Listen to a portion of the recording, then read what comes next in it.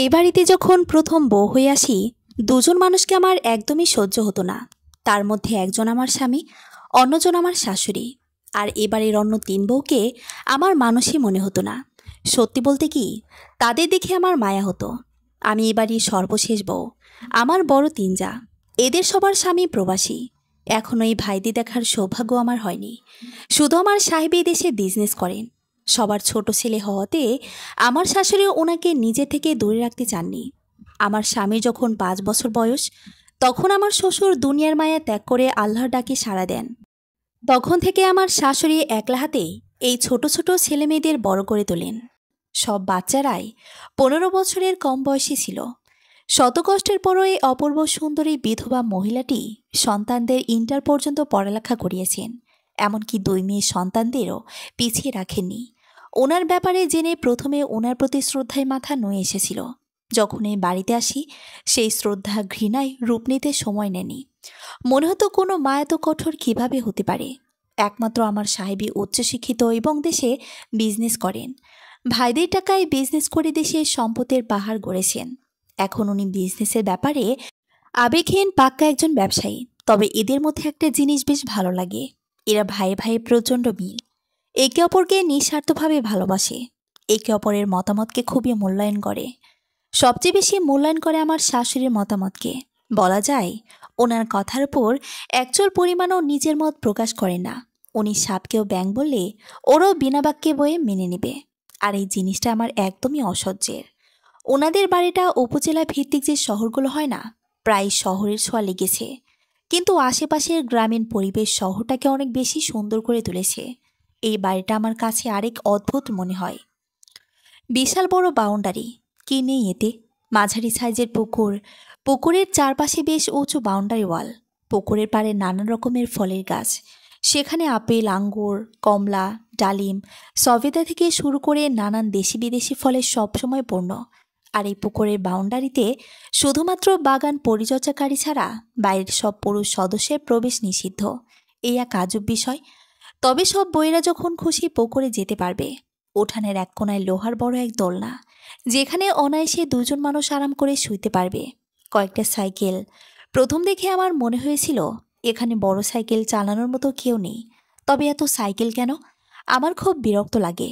শহরে নিজেদের বিশাল বড় বাড়ি থাকার পরও এরা কেন গ্রামে পড়ে থাকে? তবে শহরের সব সুযোগ সুবিধাও ভোগ করে, নিজেদের গাড়ি ছাড়া কোথাও যায় না। দুই বাড়ি খুব আধুনিকভাবেই তৈরি করেছে। শুনেছি বড় ভাইরা বিদেশের সিস্টেমেই সবকিছু করেছেন। আর আমি অনার্স 3rd ইয়ারে পড়া অবস্থায় বাবা মার পড়ালেখার আমার মতামতের কোনো তোয়াক্কা না করে এই বাড়িতে আমার বিয়ে ঠিক করেন। আমার সাহেবের সাথে বাবার অনেক আগে থেকেই ভালো সম্পর্ক। ব্যবসার দিক দিয়েই এদের পরিচয়। এই বাড়িতে আসার পর থেকেই শুধু বাবার উপর প্রচণ্ড রাগ হতো। কেন বাবা এমন করলেন? এমনিতেই বাবা খুব শান্ত মানুষ, মায়ের কথার বাইরে কথা বলেন না। কিন্তু আমার বিয়ের ব্যাপারে বাবা এত দৃঢ় কিভাবে হলেন বুঝে আসে না। মায়ের কোনো কথা শুনেননি।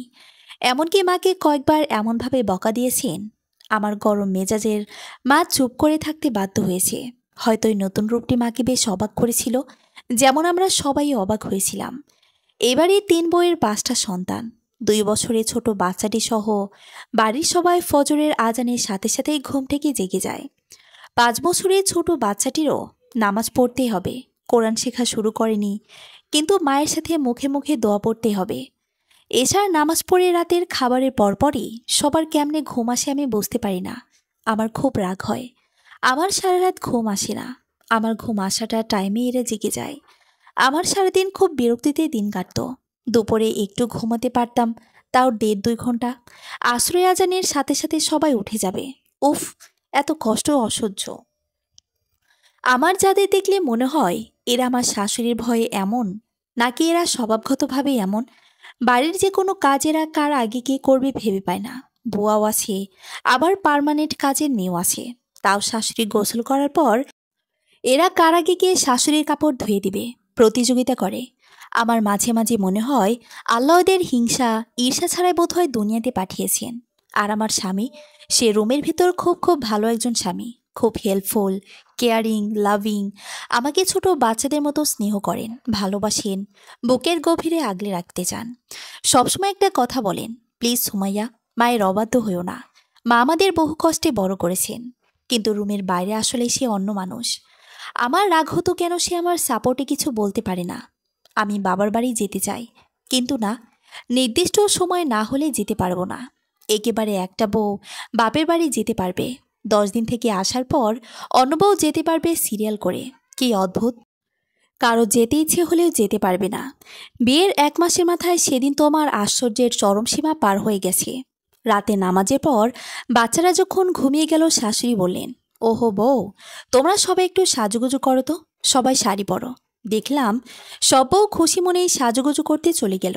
আমার আশ্চর্যের ঠেলা সামলাতে সময় লাগছিল বলে দেরি হচ্ছিল। শাশুড়ি আবার বললেন, মারে, আমার ইয়াসির বাসায় আছে, তাই সাজতে বলছিলাম। যদি তোমার সাজতে ইচ্ছে না করে, না সাজো, সমস্যা নেই। আমি এমনিতেই সাজুগুজু করতে ভালোবাসি। কিন্তু এই মহিলার কথার বিরোধিতা করার জন্যই আমি না সেজে সোজা রুমে চলে গেলাম।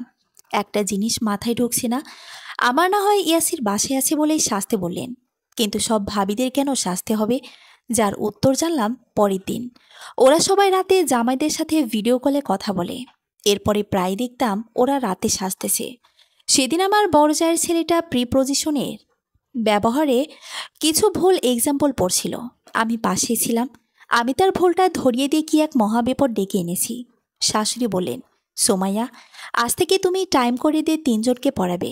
উফ, কিছু অসহ্য লাগছিল কথাগুলো। ওনার সামনে তো কিছুই বলতে পারিনি, কিন্তু রুমে গিয়ে ইয়াসিরের সাথে অনেক ঝগড়া করি। ওকে এত এত কথা শুনিয়েছি, সে পাল্টা একটা কথাও বলেনি।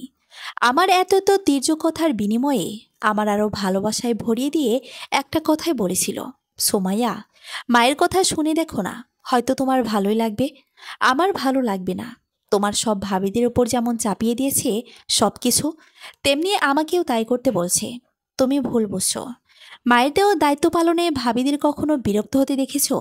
তারা বরং খুব হাসি মুখেই সব দায়িত্ব পালন করে।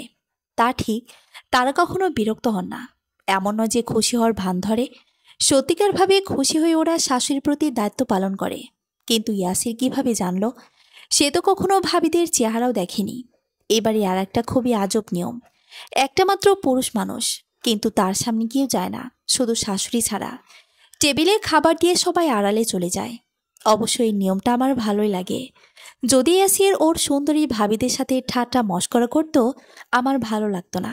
যাক, শুধুমাত্র ইয়াসিরের কথা রাখার জন্য বাচ্চাদের পড়ানো শুরু করলাম। 3জনকে 3 টাইমে পড়ায়। আগেই টিচারকে বিদায় করা হয়েছে। প্রথম দিকে ওদের পড়াতে ভালো না লাগলেও আস্তে আস্তে বেশ ভালো লাগতো। বাচ্চা 3টাই অতি ব্রিলিয়ান্ট। বাচ্চাদের 3 টাইম পড়ায়ে আমি খুব ক্লান্ত হয়ে যেতাম। ঘরের কাজ করতে কিছুতেই মন চাইতো না, তাও শাশুড়ির ভয়ে কাজ করতে গেলাম। এমনিতেই বড় যা আমার কাছ থেকে ঝাড়ু কেড়ে নিয়ে বলল, তোমার কোনো কাজ করতে হবে না, এটা মায়ের আদেশ। সাথে মা রুম থেকে বলে উঠল, হ্যাঁ রে বউ, তোমার কাজের চিন্তা করতে হবে না। তুমি মানুষ নাকি, কত কষ্ট করো আমার নাতিদের জন্য। আবার কাজও না মা, আমি অতটাও খারাপ নই। মনে হলো প্রথমবারই এই মহিলাকে একটু ভালো মনে হলো। যাক, কাজ থেকে তো মুক্তি পেলাম। তারপর এমন ট্রিট পেতাম, নিজেকে রাজকুমারী মনে হতো। যেহেতু কাজ করতে হয় না, নিজের পড়ালেখার পাশাপাশি এদের পড়াতেও আরও একটু মনোযোগী হলাম। পড়ার কিছুদিন পর, সম্ভবত 1 মাস পর, আমি এত বেশি অবাক হয়েছি, আমি কয়েকটা হার্টবিট বোধহয় মিস করে গেলাম। আমার শাশুড়ি আমার হাতে 8,000 টাকা সহ এক খাম তুলে দিয়ে বললেন, আগের মাস্টারকে 7,000 দিতাম, তোমাকে 1,000 বাড়িয়ে দিলাম, কারণ তুমি আমার নাতিদের অনেক আদর করে পড়াও। তাছাড়া খুব কষ্ট করে নিজের পড়ার পাশাপাশি এদের পড়াও। আমি কখনো ভাবিনি এদের পড়ায় টাকা নিব। আমি বাচ্চাদের ভালোবাসি। ওরা যখন ছোট আম্মু করে করে পাগল করে তোলে, আমার বেশ ভালো লাগে। শাশুড়িকে বললাম, না মা, আমার টাকা লাগবে না। আপনার ছেলে আমাকে কোনো কিছুর কমতি রাখেনি। না চাইতেই আমার হাত খরচ দিয়ে দেয়।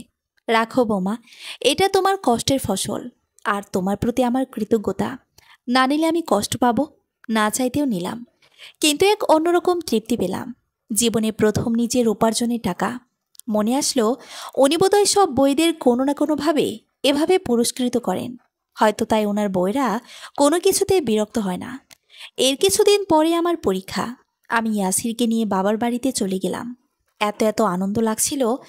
অনেকদিন পর বাবার বাড়িতে একটু আনন্দ করে বেশি দিন থাকতে পারবো। শাশুড়ি বলে দিয়েছেন, যতদিন আমার পরীক্ষা শেষ না হবে ইয়াসির যেন আমার বাবার বাড়িতে থাকে। আমার খুশি কে দেখে, এত এত খুশি হয়েছি, ইয়াহো বলে এক চিৎকার দিয়ে উঠলাম। আওয়াজটা এত বড় হয়ে গিয়েছিল, ইয়াসির আমার মুখটায় চেপে ধরল। আমি ওর দিকে তাকিয়ে মুচকি এসে চুপ হয়ে গেলাম। আমি প্রায় 1.5 মাস পর বাবার বাড়িতে রাত জেগে সকালে একটু ঘুমানোর সুযোগ পেলাম। খুব বেশি ভয়ে বসেছিলাম, সারা রাত পড়বো আর ভোরে ঘুমাবো, কিন্তু না, কেমন যেন অভ্যেস হয়ে গেছে। এশারের নামাজের কিছুক্ষণ পরে হাই আসতে লাগলো। ইয়াসির অলরেডি বিছানা গোছানো শুরু করে দিয়েছে। খানিকটা ব্যঙ্গ করে বললাম, এই, তুমি এত তাড়াতাড়ি ঘুমিয়ে যাচ্ছ কেন? এখানে তো আর তোমার মা নেই। ভোরে উঠে নামাজ না পড়লে তোমাকে বকবে। প্রথমত নামাজ আমি মায়ের জন্য পড়ি না। হ্যাঁ, মায়ের শাসন আমাকে নামাজে অভ্যস্ত হতে সহায়তা করেছে। আমি অধিকাংশ সময় শহরে থাকি, সেখানেও আমি নামাজ কাজা করি না। সোমবার, বৃহস্পতিবার আর আরবি মাসের মাঝখানের সুন্নত রোজাগুলোও আমার বা আমাদের কাছে ফরজ রোজার মতো হয়ে গেছে। এত এত রোজা কেমনে পারো? কিছুটা অভ্যাসবশত হলেও মোটামুটি সুন্নতকে ভালোবেসে রাখা। আসলে তোমার মা খুবই কঠোর। ইয়াসির হালকা মুচকি এসে বললেন, এত তাড়াতাড়ি নির্ণয় করে ফেললে? কিছুটা সময় না হয় যাক। আমি এই ব্যাপারে আর কথা বাড়ালাম না। উনি শাশুড়ি, গুরুজন, আমার পরিবার থেকে আমি এই শিক্ষা পাইনি। আমিও শুয়ে পড়লাম। তবে খুব ভালো লাগছে। অনেকদিন পর একটু নিশ্চিন্তে ঘুমাতে পারবো। ভোরে ওঠার টেনশন নেই। ইয়াসিরের সাথে এটা সেটা বলতে বলতে অনেক রাত হয়ে যায়, কিন্তু তাও কিভাবে যেন ফজরের আজানের সাথে সাথে ঘুমটা ভেঙে যায়। কিন্তু ঘুমের জন্য চোখ খুলতে পারছি না। লক্ষ্য করলাম ইয়াসির বিছানায় নেই। আধা ঘুম আধা জাগানোর মধ্যে বললাম, কেমনে পারে? যখন পরিপূর্ণ ঘুম ভাঙল, দেখলাম ইয়াসির কোরআন তেলাওয়াত করছে। খানিক রাগ দেখিয়ে বললাম, আমাকে ডাকনি কেন? ডাকলে তুমি উঠতে, না উঠলে পানি ঢেলে দিতে। না, আমি জোর করে তোমার কাছে কিছুই আশা করি না। একটু আওয়াজ নিচু করে খানিকটা বিড়বিড় করে বললাম, তাই তো এখনও স্বামীর অধিকারটুকু আদায় করনি। নিজের বিয়ে করা বউ থেকে দূরত্ব বজায় রাখো। একই বিছানা থেকেও কত দূরত্ব। আমি জানি সে শুনেছে, তাও না শোনার ভান ধরে বলল, তুমি যা আদায় করবে ভালোবেসেই, মায়ের ভয়ে, অন্য কারণে নয়। আমার বিশ্বাস তুমি আমার রঙে রাঙিয়ে যাবে, যেটা আল্লাহর রং, ইসলামের রং। আমি কথা না বাড়িয়ে ওয়াশরুমে চলে গেলাম। আমরা 2 ভাই বোনের মধ্যে 5 ওয়াক্ত, বিশেষ করে ফজরের নামাজের অভ্যাস না হলেও মা ফজরের আগে ঘুম থেকে উঠে যায়। এশরাকের সালাত আদায় করে সকালে নাস্তা রেডি করে। ইয়াসির সহ বাবার বাড়িতে যাওয়ার পর থেকে দেখতাম মা ফজরের সালাত আদায় করে নাস্তা রেডি করছে। হয়তো ইয়াসির ভোরে উঠে বলে, ও মা, ফ্রেশ হয়ে এসে দেখলাম ইয়াসির রুমে খাবার নিয়ে এসেছে। বলল, হা করো, আমি খাইয়ে দিচ্ছি, তুমি পড়া শুরু করো, কাল পরীক্ষা, রাতেও পড়া হয়নি। কিছুটা অবাক হলেও বেশ ভালো লাগছে। বিয়ের আগে নিজের হাতে কয়বার খাবার খেয়েছি বোধহয় গুনে দিতে পারবো। হয়তো মা নয়তো বাবাই খাইয়ে দিত। একমাত্র এবং বড় মেয়ে হওয়াতে বাবা মায়ের সব আদর পুরোপুরি আমার ভাগ্যেই ছিল। শ্বশুর বাড়িতে তো সবার সাথেই খেতে হয়েছে, কিন্তু বাবার বাড়িতে প্রথমবারের মতো ইয়াসিরের এই স্নেহময় রূপ দেখে চোখের কোণায় পানি জমা হয়ে গেল। বাবা মার সবচেয়ে প্রিয় মানুষ। মা সবসময় আক্ষেপ করে বলতো, জানি না বিয়ের পরে তোকে এত যত্ন করে কে ভালোবাসবে। এখানে বাবার হাতে এত আদরে বড় হচ্ছি না, না জানি শ্বশুরবাড়ি কেমন হয়। মনের অজান্তে অস্ফুটে বেরিয়ে এলো, বাবার রাজকন্যাটি এখন স্বামীর রানী। ইয়াসির কথাটি খেয়াল করে মুচকি হাসি দিয়ে বলল, হয়েছে, এত ব্যাখ্যা দাঁড় করাতে হবে না, পড়তে বসো। পরের দিন পরীক্ষা দিয়ে আসার সময় আবার সেই স্বাধীন চিতা বিন্দাস জিন্দিগি উপভোগ করার জন্য গাড়িতে না গিয়ে ইয়াসিরকে বলে রিকশায় বসলাম। রিকশার হুড ফেলে দিয়ে আইসক্রিম খেতে খেতে বাসার দিকে রওনা দিলাম। অনেকদিন পর বেশ মজা লাগছিল। ওই বাড়িতে থেকে কয়েকবার দাওয়াত খেতে গিয়েছি। ওরে, ইয়া বড় একটা জব্বার মতন বোরখা, পায়ে মোজা, দেখতে পুরাই খালাম্মা। ইয়াক, আমি তো অশালীন পোশাক পরি না, হিজাব, 3 পিস, এতে কি প্রবলেম বুঝি না। আসার সময় ইয়াসিরকে বলেই দিয়েছি, আমি ওই জব্বা পরতে পারবো না, প্লিজ জোর করো না, কথা রাখতে পারবো না। ওর চেহারা খানিকটা মলিন হয়েছিল, কিন্তু তা মুহূর্তে আবার মুচকি হাসি দিয়ে চুপ হয়ে থাকলো। সেদিন ওকে নিয়ে বেশ কয়েকটি সেলফি তুললাম। জামাইকে নিয়ে প্রথম ফেসবুকে পিক আপলোড করব বলে এর আগেও বেশ কয়েকবার দিতে চেয়েও দেওয়া হয়নি। ওকে নিয়ে ছবি দিয়ে বান্ধবীদের কাছে বেশ ভাব দেখাতে পারবো। সে এতই আকর্ষণীয়, সুন্দর, সুঠাম দেহের অধিকারী, আর্মিদের মতো জিম করা পেটানো শরীর। ওর সাথে মানাতে হলে আমাকেও স্লিম থাকতে হবে। যদিও ওদের বাড়ির 3 বউকে দেখলে এখনও অবিবাহিত মনে হয়। এত সুন্দর ফিগার, খুঁজে খুঁজে সুন্দরীদেরকে বাড়ির বউ করে এনেছে। বাসায় এসে মোবাইল নিয়ে পিক আপলোড দিতে যাব। সে কিভাবে যেন বুঝতে পেরে ঠিক সেই মুহূর্তে বলল, সমু, কিছু কথা বলি, একটু মন দিয়ে শুনবে প্লিজ, তারপর না হয় মোবাইলের কাজ শেষ করিও। বলো। আগে একটা হাদিস বলি। রাসূলুল্লাহ সাল্লাল্লাহু আলাইহি সাল্লাম বলেন, 3 শ্রেণীর মানুষের ওপর জান্নাত হারাম করা হয়েছে। 1, যারা কোনো প্রকার নেশাদ্রব্য পান বা গ্রহণ করে। 2, মাতা পিতার অবাধ্য ব্যক্তি। 3, দাউস। ওই দাউস ব্যক্তি যে তার পরিবারের পর্দা প্রথা চালু রাখেনি, পরিবারের সদস্য বেপর্দায় চলাফেরা বাধাও প্রদান করেনি। দায়ুস সম্পর্কে রাসূলুল্লাহ সাল্লাল্লাহু আলাইহি সাল্লাম বলেছেন, ওই ব্যক্তিকে দায়ুস বলা হয় যে তার পরিবারের অশ্লীলতা ও কুকর্মকে মেনে নেয়। 4, এ ব্যক্তির সম্পর্কে রাসূলুল্লাহ সাল্লাল্লাহু আলাইহি সাল্লাম বলেছেন, দায়ুস কখনোই জান্নাতে প্রবেশ করবে না। আমি কুকর্ম বা অশ্লীলতা কি করছি? প্রচণ্ড রাগের সাথে বললাম, একটু অপেক্ষা করো, বলতেছি। রাসূলুল্লাহ সাল্লাল্লাহু আলাইহি সাল্লাম বলেন, যে মহিলা সাজসজ্জা করে, টিপ পরে, লিপস্টিক মেখে, সুগন্ধি মেখে বাইরে বের হয়, বেগানা পুরুষকে আকর্ষণ করে, ওই মহিলা জেনাকারী, যদিও সে এখনও জেনা করেনি। প্রচণ্ড রাগের মাথায় বললাম, তো তুমি আমাকে জেনাকারী বলছো, তাই তো? আমি তো কিছুই বলিনি। আমাকে পাশে বসিয়ে অনেকটা জড়িয়ে ধরেই বলল, শোনো সুমো, ধরো, তুমি আমাদের ছবিটা আপলোড দিলে, এই যে আমার সুন্দরী বউটা সাজগোজ করে তোমাকে আরও সুন্দর লাগছে। তোমাকে দেখে এত পুরুষ চোখের তৃপ্তি মেটাবে। কতজনে তোমাকে নিয়ে খারাপ মন্তব্য করবে, হয়তো কেউ কেউ কমেন্টে এসেও লিখে যাবে। এগুলো শুনতে তোমার নিশ্চয়ই ভালো লাগবে না, অথচ তুমি তাদের সেই সুযোগ করে দিচ্ছ। নামাজ রোজা না করলে আমরা একাই গুনাহগার হচ্ছি, অথচ তুমি বেপর্দায় চললে তোমার পরিবারের কর্তা ব্যক্তিরা সহ আরও কত শত জনই গুনাহগার হবে, তা কোনো ইয়াত্তা নেই। আমি, তোমার বাবা হবে দায়ুসের গুনায় গুনাহগার, আর মানুষের হায়াত মৌতের কোনো ভরসা নেই। এই ছবিগুলো রেখে যদি মরে যায়, তাহলে যতদিন তোমার আইডি থাকবে গুনাহ হতে থাকবে। আরে, আমি মারা গেলে তুমি আইডি ডিঅ্যাক্টিভ করে দিও, পাসওয়ার্ড দিয়ে দেব। বিরক্ত হয়ে বললাম,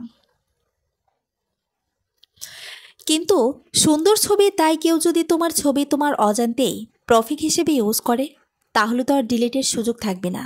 আমাদের সবের সুযোগ বন্ধ হয়ে গেল, কিন্তু গুনাহের পথ হয়তো কিয়ামত পর্যন্ত চালু থাকবে।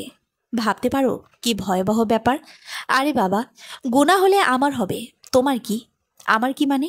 আমি তোমাকে মানা না করা বা সাপোর্ট করার কারণে আমি দায়ুসের গুনায় গুনাহগার হব।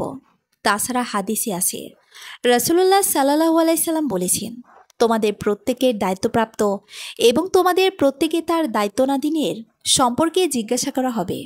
রাষ্ট্রনেতা তাদের প্রজাদের সম্পর্কে দায়িত্বশীল, আর তাকে তাদের পরিচালনার ব্যাপারে জিজ্ঞাসাবাদ করা হবে। একজন পুরুষ লোক তার পরিবারের ব্যাপারে দায়িত্বশীল, তাকে তাদের পরিচালনার ব্যাপারে জিজ্ঞাসাবাদ করা হবে। একজন মহিলা তার স্বামীর ঘরের সার্বিক ব্যাপারে দায়িত্বশীলা, তাকে সেটার পরিচালনার ব্যাপারে জিজ্ঞাসাবাদ করা হবে। একজন পরিচালক তার মালিকের সম্পদের সংরক্ষক, আর তাকে সেটার ব্যাপারে জিজ্ঞাসাবাদ করা হবে। এক কথায় তোমরা সবাই দায়িত্বশীল, আর সবাই জিজ্ঞাসিত হবে সে দায়িত্ব সম্পর্কে। আর এই জন্যই মা আমাদের সঠিকটা শেখানোর মানানোর চেষ্টা করেন। মাই হলো আমাদের পরিবারের প্রধান। তাহলে আমি বোরকা নিকাব ছাড়া পরীক্ষা দিতে গেলাম, তখন মানা করনি কেন? কারণ ইসলাম এমন একটা ধর্ম যেটা কাউকে কোনো বিধান চাপিয়ে দেয় না। ইসলামকে মন থেকেই ভালোবেসে আদায় করতে হয়। ইসলামকে যদি তুমি অন্তর দিয়ে পালন না করো, তাহলে তা আল্লাহর কাছে কখনোই গ্রহণযোগ্য হবে না। আল্লাহ বলেন, দিনের ব্যাপারে কোনো জবরদস্তি নেই। আর সব কিছু বলার বা বোঝানোর সময় এবং সুযোগ থাকে। সময় সুযোগ মতো বললে আল্লাহর ইচ্ছায় অপর পক্ষকে মানানো যায়। তোমার মা যে চাপিয়ে দেয়, বলা যায় জবরদস্তি করে, মায়ের ব্যাপারটা তুমি ধীরে ধীরে বুঝতে পারবে। আপাতত মাকে নিয়ে আমরা আলোচনা না করি, কেমন? সে বাচ্চাদের মতো করে সব কিছু বোঝায়। আমার এত ভালো লাগে, শুধু শুনতে ইচ্ছে করে। হ্যাঁ, সেদিন ইয়াসিরের কথা রেখেছিলাম। তার বোঝানোর ভাষাটা এত মধুর ছিল না যে শুনে পারিনি। সে জবরদস্তি করেনি, কিন্তু কথাগুলো এমনভাবে বলল মানতে বাধ্য হয়েছি।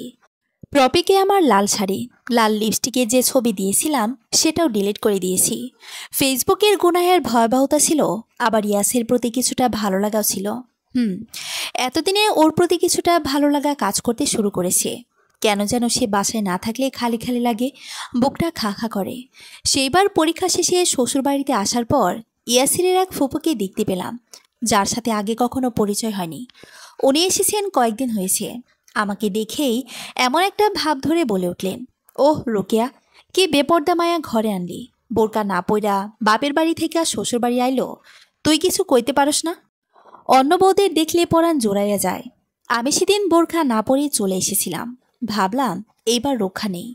দুই শাশুড়ি মিলে আমাকে কি ধোলাই দেয় আল্লাহ জানেন। আমার বাঁচানোর কেউ নেই। ইয়াসির এমনিতে মায়ের সামনে কিছু বলে না, সেখানে দিনের ব্যাপারে আমাকে সাপোর্ট দেওয়ার প্রশ্নই আসে না। আমাকে অবাক করে দিয়ে আমার শাশুড়ি বলেন, ববু, সুমাইয়া আজকালকার পড়ালেখা জানা শহরে মাইয়া, আমার পরিবারের সাথে মিলতে কিছুটা সময় লাগবে তো। সুমু বাচ্চা মানুষ বাদ দাও তো, কি যে কষ রুকাইয়া, এত বড় ডেমরি মায়াকে তুই বাচ্চা করলি। আর তাছাড়া বিয়ার পর কি এর পড়ালেখা কয় তো, জায়দের সাথে কাজ করব, এটাই তো দুনিয়ার নিয়ম। আরে ববু, বোঝো না কেন?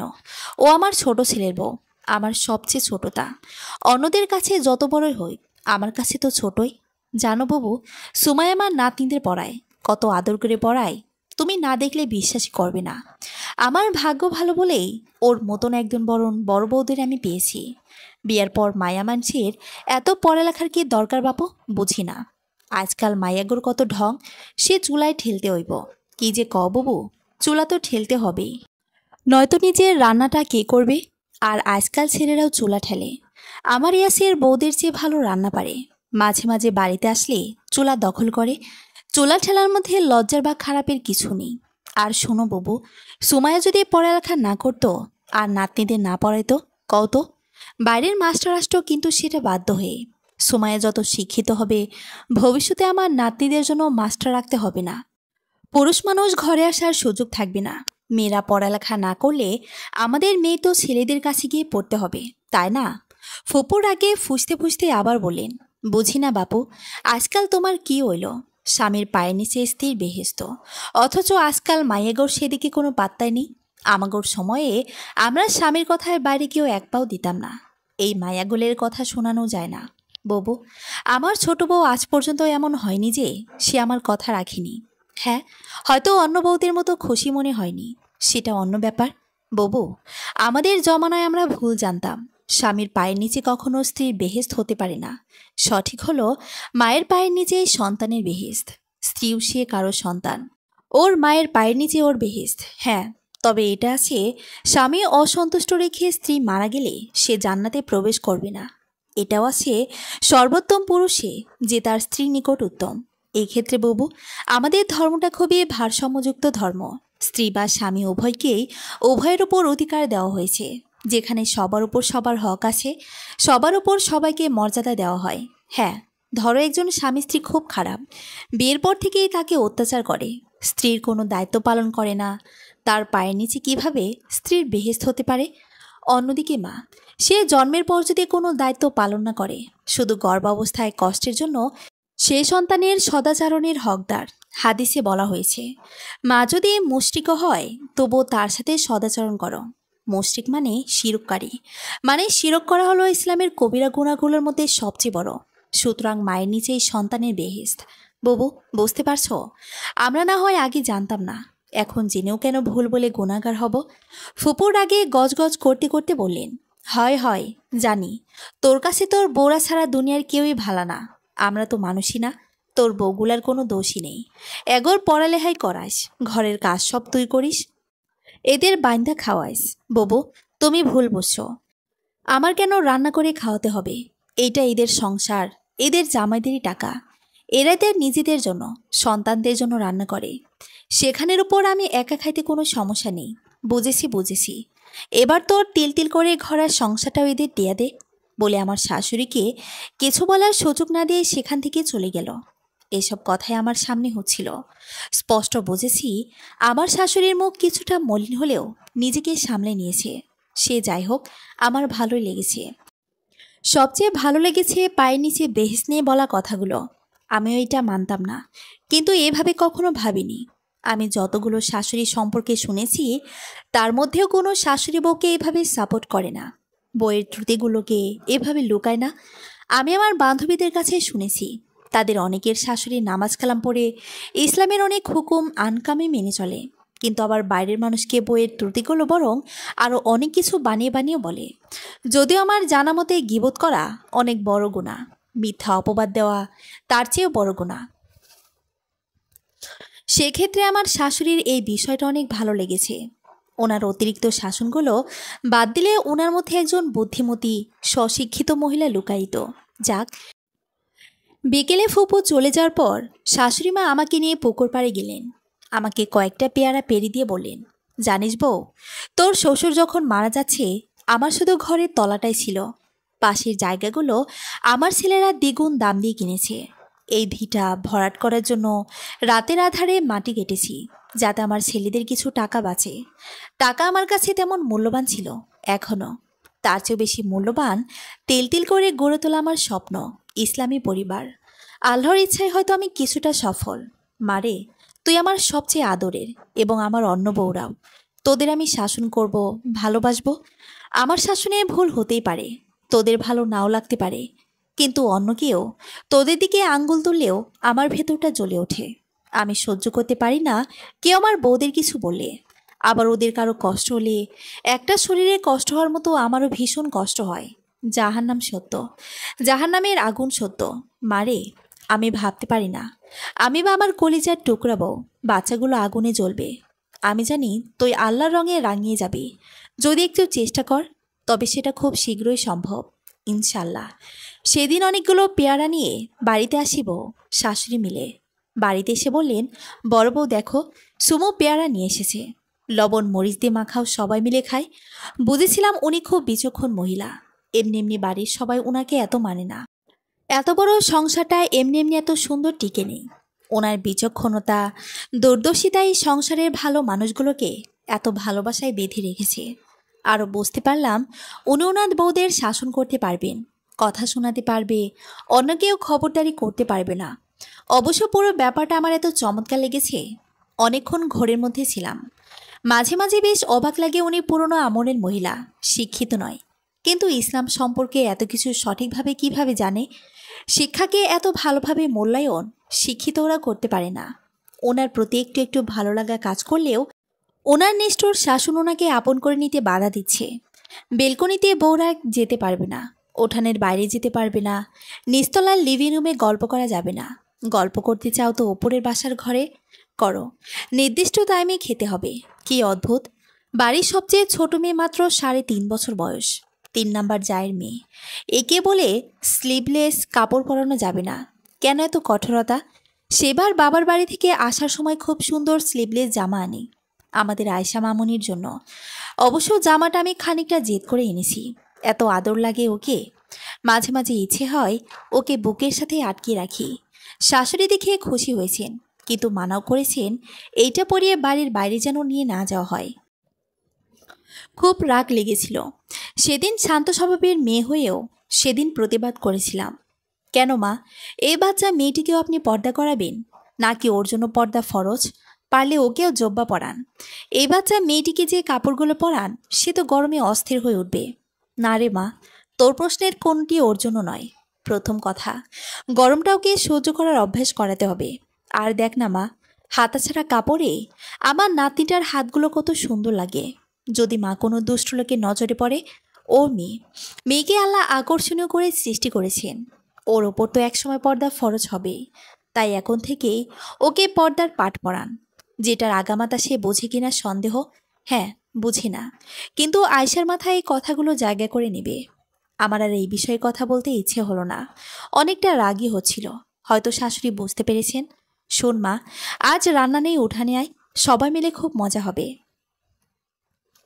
রাগে গজগজ করতে করতে উঠানে গিয়ে দেখি বাচ্চারা সবাই খেলতেছে, আর ভাবিরা কেউ সাইকেল চালাচ্ছে, কেউ দোলনায় দুলছে। শাশুড়ি জানেন আমি রেগে আছি। আমার দিকে তাকিয়ে সহাস্যে বললেন, জামা, তুই ওদের সাথে মজা কর, তোর ইচ্ছে তেমন কর, দেখিস ভালো লাগবে। এই সাইকেল ভাবিরা চালায়। হুম। মেজ বউ সাইকেল চালাতে জানতো। সে খুব দুরন্ত ছিল, সহজে অভিমান করত। বাড়ির ছোট মেয়ে ছিল হয়তো, তাই এমন ছিল। ওর খুশির জন্য সাইকেল নিয়েছিলাম। পরে দেখি মেজ বউ সবাইকে সাইকেল চালানো শিখিয়েছে। মেজ বউ বলে সাইকেল চালালে শরীর মজবুত থাকে। বাবার বাড়িতে খুব আহ্লাদে বড় হয়েছে। আমি শাশুড়ি বলে তো ওর আবদার, আহ্লাদ কেড়ে নিতে পারি না। ইয়াসের বাড়িতে না থাকলে ওরা যা ইচ্ছা তাই করে, শুধু পর্দার মধ্যে থাকতে হয়, এই আর কি। ছোট বউ, আমি এসব শুনছিলাম আর আনমনা হয়ে ভাবছিলাম, যে মহিলা দিনের ব্যাপারে এত কঠোর, সে কিভাবে বউদের সাইকেল চালাতে দিতে পারে, কিভাবে বউদের ছোট ছোট চাহিদাগুলো খেয়াল রাখে। এসব ভাবতে ভাবতেই কিছুটা আনমনা হয়ে গিয়েছিলাম। ওনার ডাকে চমকে উঠে ওনার দিকে ফিরতেই আবার বললেন, তুইও বাবার বাড়িতে যেমন ছিলি তেমনভাবে থাকতে পারবি। মনে মনে বলছিলাম, এত বাধা নিষেধের মধ্যে বাবার বাড়ির ফিলিং কখনোই আসবে না। তিনি হয়তো আমার মনের ভাব বুঝতে পেরে আবার বললেন, আমি তোদের খুব শাসন করি তাই না? জানিস তো মা, নিজের বসার ঘরে যে কোনো সময় কেউ আসতে পারে। তোরা গল্প করার সময় তোদের কাপড় চোপড় ঠিক থাকে না। তোরা অপ্রস্তুত অবস্থায় যদি এমন কেউ আসে যার সামনে যেতে তোর ভালো লাগবে না, এই জন্যই তোদের জন্য ওপরে আলাদা বসার ঘর বানিয়েছি। আমি অনেকটা আগ্রহী হয়ে বললাম, তবে বারান্দায় কেন যেতে দেন না? মারে, আমাদের বাড়ির ঠিক মেন রাস্তার পাশেই, আর বারান্দাগুলো সব বলা যায় রাস্তার ওপরে। তোরা ওইখানে দাঁড়িয়ে থাকলে রাস্তার যাত্রীদের সহজেই চোখে পড়ে যাবে। মারে, আমি তোদের ওপর জুলুম করি না। শরীয়তের বাইরে তোদের উপর কিছু চাপিয়ে দিইনি, দিবও না। আমারও মেয়ে আছে, আমি তোদের প্রতি মানে পরের মেয়ের প্রতি যাই করব, আমার মেয়েদের উপরে সেগুলোই হবে। আমি তোদের কষ্ট দিলে আমার মেয়েরাও শ্বশুর বাড়িতে শান্তিতে থাকতে পারবে না। তাই আমার ছেলেদেরকে বলে দিয়েছি, ওরা যেন কখনোই বউদের প্রতি অন্যায় না করে। আর বিয়ের পরে মেয়েদের আসল বাড়ি স্বামীর বাড়ি, বাবার বাড়িতে ওরা মেহমান হয়েই যায়। মেয়েদেরও বলেছি, ওরাও যেন এখানে আসলে কখনো ভাবিদের ত্রুটি না খোঁজে। আমার বউদের ত্রুটি দেখার জন্য আমি আছি। আলহামদুলিল্লাহ, আমার মেয়ে দুটো খুব ভালো আছে, যেমন তোরা ভালো আছিস। আর আমার মেয়েরা বাবার বাড়িতে আসলে ঠিক আমার কাছে যেমন, আমার বউরাও তাদের সাথে তেমন আচরণ করে। তাদের মিল দেখলে আমার মন ভরে ওঠে। থাক, এসব কথা আরেকদিন বলবো, এখন ওদের সাথে যা। আমি ওইখানে গিয়ে দোলনায় বসেছিলাম, কিন্তু আমার মাথায় ঘুরছিল উনি কত সুন্দর করে এই সংসারটাকে নিজের মতো আগলে রেখেছেন, সবাইকে প্রচণ্ড আন্তরিকতায় বেঁধে রেখেছেন। বউগুলোকে দেখলে মনে হয় না এরা এবাড়ির বউ, মনে হয় এইটা তাদের বাবার বাড়ি। এত স্বাধীন। ইয়াসের বৃহস্পতিবার বাড়িতে আসলে শাশুড়ি ইয়াসকে রুমে পাঠিয়ে দেন, সরাসরি বলেই দেন, রুমে যা, সোমাইয়া একা। ইয়াসের যতদিন বাড়িতে থাকে উনি প্রায় আমাকে বলেন, বউ, রুমের দিকে যাও, দেখো ইয়াসিরের কিছু লাগবে কিনা। আমি বুড়ো হয়ে গেছি, আর কত ছেলেদের পিছনে সময় দেব। এইবার ইয়াসিরের সব কিছু দেখার দায়িত্ব তোর। প্রথম প্রথম শুক্রবারে ফজরের নামাজের পর ঘুমালে ঘুম ভাঙতে দেরি হতো। অনেক সময় ইয়াসির আগে উঠে গেলে বা আমার উঠতে দেরি হলে দেখতাম ইয়াসির নাস্তা করে বাইরে ঘুরতে বেরিয়ে গেছে। আমি উঠে ভয় পেতাম যদি ইয়াসিরকে কেউ খাবার না দেয় বা উঠতে দেরি হয়েছে বলে বকা শুনি। কিন্তু না, ইয়াসিরের বউকে উঠে যে খাবার দিতে হবে এমন নয়, আমার শাশুড়ি দিয়ে দেন। ওনার কথা হলো, সেলটা আগে আমার, বউ আছে সেদিন, এতদিন দিতে পারলে আজকে কেন আমি বউয়ের জন্য বসে থাকবো।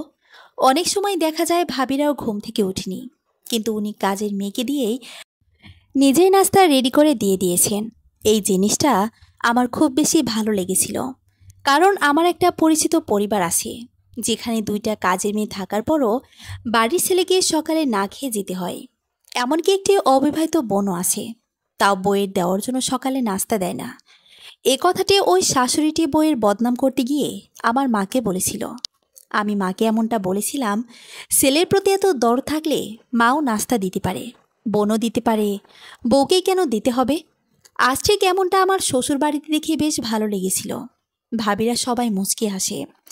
একদিন মুচকি আসার কারণ জিজ্ঞেস করাতে বললেন, আমাদের ওনারা দেশে আসলে যারটা এসেছে তার জন্য কাজ করা নিষেধ। উনি যতদিন বাড়িতে থাকেন, মায়ের কথা হলো পুরুষের জন্য সবচেয়ে শান্তির স্থান হলো স্ত্রীর, আমার ছেলে এত কষ্ট করে দেশের বাইরে থাকে সবাইকে ছেড়ে আমরা ভালো থাকার জন্য। ওরা কিছুদিনের জন্য বাড়িতে আসলে ওদেরকে ভালো রাখার দায়িত্ব আমাদের। তোরা যদি বাড়ির কাজে ব্যস্ত থাকিস তবে আমার ছেলেদের শান্তি কোথায়? তোমাদের বিয়ে হওয়ার পর থেকেই মাকে দেখে ইয়াসিরের সাথে তেমন গল্প করে না, বাড়িতে আসলে রুমে পাঠিয়ে দেয়। আমরা খেয়ে চলে যাওয়ার পর তোমাদের একসাথে খেতে দিই। এটাই আমার শাশুড়ির নিয়ম। আমাদের জন আসলেও আমরা দুজন একসাথে খাবার খাই যখনই সম্ভব না। অনেক সময় তো বাচ্চাদের জন্য একসাথে খাওয়া হয় না। উনি বলেন, যে ঘরে স্বামী স্ত্রীর মধ্যে ভালোবাসা বিদ্যমান সে সংসারে শয়তান সহজে সুযোগ পায় না। শাশুড়ির ব্যাপারে এসব কথা শুনে আমি একেবারে থ হয়ে গেছি। এমনভাবে আমার ভাইয়ের বউকে নিয়ে আমার মাও হয়তো ভাবতে পারবেন না। একজন সেই আমলের মহিলা কিভাবে এত গভীরভাবে ভাবতে পারে, তাও ছেলের বউদের নিয়ে। শাশুড়ির মমতাময়ে আরেক রূপ জেনে অবাক না হয়ে পারিনি। ৩ নাম্বার বউটার প্রথম বাচ্চার পরে আবার প্রেগনেন্ট। ভাবি যদি খেতে ইচ্ছে করে উনি যেভাবে হোক সেটার ব্যবস্থা করবেনই। ভাবিকে নিয়ম করে ডাক্তারের কথা মতো খাবার খেতে বলা, ঠিকমতো ওষুধের কথা মনে করে দেওয়া, ঠিক সময়ে ডাক্তারের কাছে নিয়ে যাওয়া, টাইমের আগে বাপের বাড়িতে পাঠানো। আমার বিয়ের পর আমি ওনাকে শাশুড়ির মেয়ে ভেবেছিলাম। যেভাবে ওনার যত্ন নিচ্ছিলেন, পরে জানতে পারি উনি মাত্রই কনসিভ করেছেন। পরে ওনার কাছে শুনলাম এই টাইমে বউরা যখন ইচ্ছা বাপের বাড়ি যেতে পারে, কোনো বাধা নেই। বা উনি শাশুড়ি, কিন্তু শাশুড়ির চেয়ে মাই বেশি। ধীরে ধীরে ওনার প্রতি কখন ভালো লাগা ভালোবাসা শুরু হয়ে গিয়েছিল বুঝতে পারিনি। ওনার সমস্ত বাধা নিষেধকেও ভালো লাগতে শুরু করেছিল। অন্য বউদের মতন আমারও মাথায় ঢুকতে শুরু করেছে উনি যা কিছু করছেন আমাদের আখিরাতের ভালোর জন্যই করছেন। কিন্তু উনি এখনো হয়তো বুঝতে পারেনি ওনার প্রতি আমার মনে সফট কর্নার তৈরি হয়েছে। সেদিন যখন উনি দুর্বলতার কারণে হঠাৎ বেহুশ হয়ে যান, সেদিন আমি বুঝেছিলাম ঠিক কতটুকু ওনাকে ভালোবেসে ফেলেছি। আমার শাশুড়িকে। নিজের চোখের পানি ধরে রাখতে পারিনি, কান্নায় ভেঙে পড়েছিলাম। শুধু মনে হচ্ছিল আমি ওনাকে হারিয়ে ফেলব। ওনার জায়গায় আমার মা হলে হয়তো আমার এমন লাগার কথা। সেদিন সারা রাত ওনার রুমে কাটিয়ে দিয়েছিলাম। মনে হচ্ছিল আমি নিজের রুমে গেলেই ফিরে এসে ওনাকে পাবো না। অথচ ওনার সাথে ইয়াসিরও ছিল, তা ওনাকে একা ছাড়তে পারছিলাম না। উনি চোখ খুলতে শুধু বলেছিলাম, মা আমাদের ছেড়ে কোথাও যেতে পারবেন না, এই সংসারের আমার আপনার ছেলের আপনাকে খুব প্রয়োজন বলে কেঁদে দিয়েছিলাম। উনি শুধু মুচকি এসে আমার মাথায় হাত দিয়ে বলেছিলেন, এটাই তো আমার সংসার, আজ আমার সংসারটা পরিপূর্ণ। এভাবেই থাকিস মা, আমার মা হয়ে, আমার মেয়ে হয়ে। এই হলো আমার শাশুড়ি। সমাপ্ত। গল্পটি সত্য ঘটনা অবলম্বনে লেখা হয়েছে। আমরা চেষ্টা করলেই বউ শাশুড়ির চিরায়ত দূরত্ব বা ফাটল ভেদ করে কাছের মানুষের মতো আপন হয়ে থাকতে পারি। গল্পটা কেমন উপভোগ করলেন অবশ্যই সবাই গঠনমূলক মন্তব্য করবেন। আবারও দেখা হবে নতুন কোনো গল্পে। আসসালামু আলাইকুম। ভালো থাকবেন সবাই। ধন্যবাদ।